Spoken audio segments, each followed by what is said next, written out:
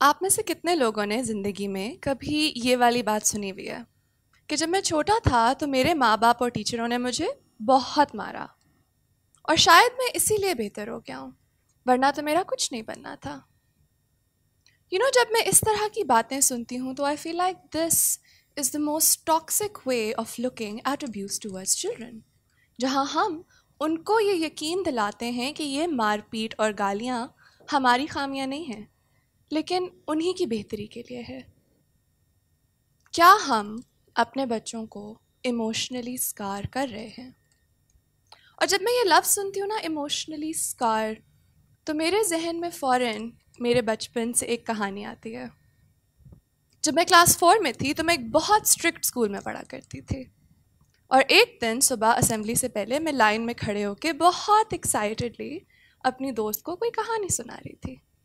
अब बात करते करते एकदम से मेरे सर पे एक बहुत ज़ोर की चपेट पड़ी और मैं मुड़ी लड़ाई के लिए तैयार कि ये कौन बदतमीज़ इंसान है। और सामने मेरी टीचर खड़ी हुई थी और वो मुझे घूर रही थी जैसे मैंने कोई बहुत बड़ा गुनाह कर दिया हो। This was the first time जब मुझे किसी टीचर ने मारा, और मैं बयान नहीं कर सकती कि मैं कितनी एम्बैरस हुई।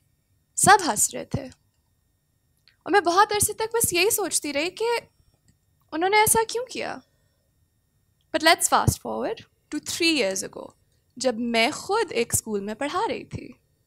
अब मुझे यहाँ खड़े देखकर एम्पैथी के बारे में बात करते हुए शायद ये इम्प्रेशन पड़ सकता है कि मैं कोई बहुत अच्छी टीचर थी, या मे बी मैं कोई वार्म और नर्चरिंग प्रेजेंस थी। But this was not the case. When I started out teaching, I'm ashamed to say that I often failed my students.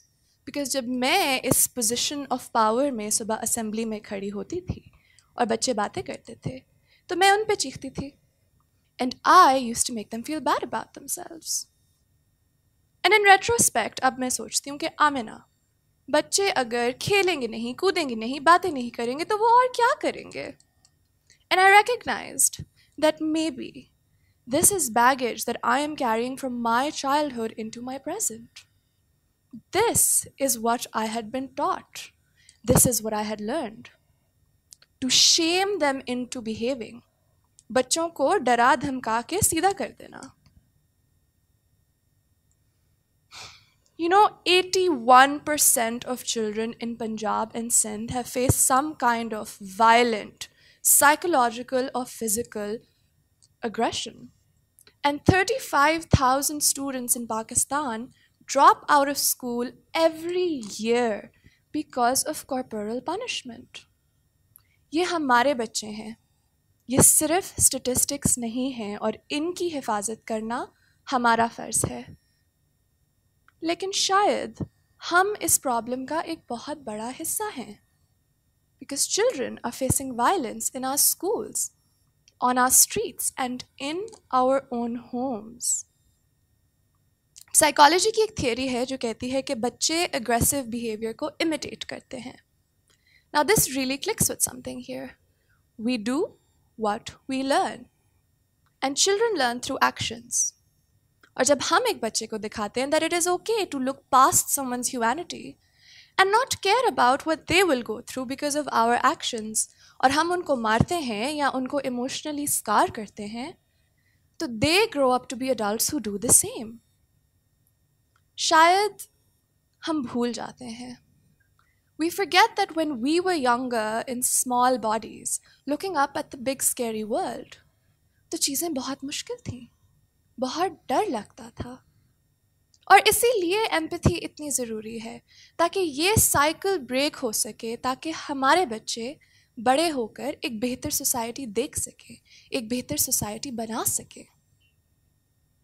अब आई एम श्योर मेरी ये बात सुन के आप में से बहुत से लोग सोच रहे होंगे कि नहीं, बच्चों को डिसिप्लिन करना, उनको मारना, उनको डांटना बहुत ज़रूरी है, वरना वो बिगड़ जाते हैं, वो सही और गलत के बीच में फ़र्क नहीं कर पाते। देखिए, मैं ये नहीं कह रही कि बच्चों को डिसिप्लिन ना करें। I am simply saying that maybe there is a way to do that does not require severe punishment and humiliation. Empathy दिखाने में और बच्चों को लाड प्यार से बिगाड़ने में बहुत फ़र्क है.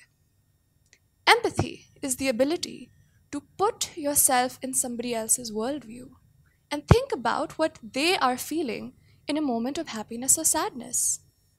And respect is a fundamental part of it. अगर हम किसी की रिस्पेक्ट नहीं करते तो हम क्यों टाइम ज़ाया करेंगे बैठ के कि हम सोचें कि वो क्या महसूस कर रहे हैं. अब फ़र्ज़ करें एक बच्चा है, लेट्स कॉल हिम जमाल.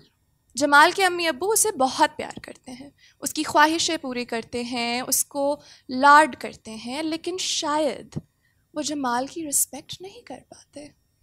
क्योंकि जब जमाल गलती करता है तो हम उसे बताते हैं, जमाल तुम निकम्मे हो, तुम छोटे हो, तुम्हारा दिमाग छोटा है, तुम्हें कुछ नहीं आता, हमें सब पता है. और हम नहीं सोचते कि इस तरह के लफ्ज़ों से जमाल के ऊपर क्या असर होगा. अब क्योंकि हमने जमाल के बारे में नहीं सोचा तो वो भी एम्पैथाइज़ करने में डिफ़िकल्टी महसूस करता है. जमाल सोचता है मेरी तो कोई सुनता नहीं है, मैं क्यों सुनने की ज़हमत करूं.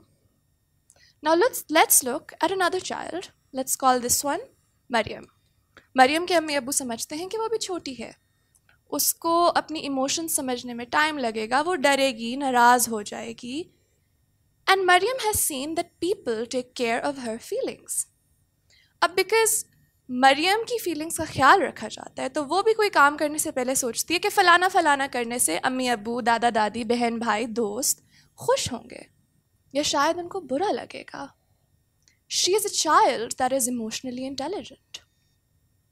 अब रिसर्च हमें दिखाती है कि जमाल जैसे बच्चे सिवियर पनिशमेंट्स की वजह से ज़्यादा रिबेलियस हो जाते हैं, वो ज़्यादा डिस्टेंट हो जाते हैं, वो उस तरह के बिहेवियर्स डिस्प्ले करते हैं जिसके बाद हम उन्हें बताते हैं तुम तो थे ही ऐसे, तुम तो कभी ठीक नहीं हो सकते, when maybe we are the ones who are creating the problem in the first place.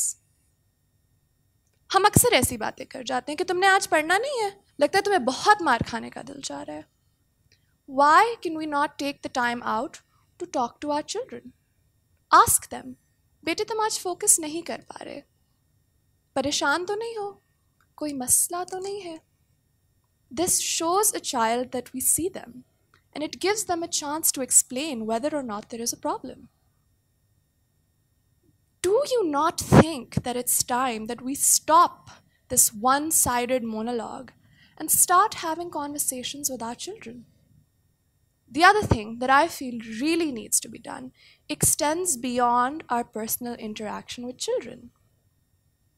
हमें अपने स्कूल्स को अकाउंटेबल रखना है कि वो बच्चों की मेंटल हेल्थ को प्रायोरिटाइज करें, उन्हें एक इमोशनली बैलेंस्ड इंसान बनाने में मदद करें. Empathy is not just some inherent trait that we are born with. It's something that can be learned, it should be learned, and our schools need to teach that. Tough love is not our only option. There is so much about our interaction with children that we need to learn and unlearn from. And finding that voice inside of ourselves that says, जब मैं छोटा था और मेरे साथ ऐसे होता था, या अगर मेरे साथ ऐसा हो तो मैं क्या महसूस करूँगा, is a really great starting point. And I'm making it a point to ask myself this question in my interaction with children, and I hope that you will too.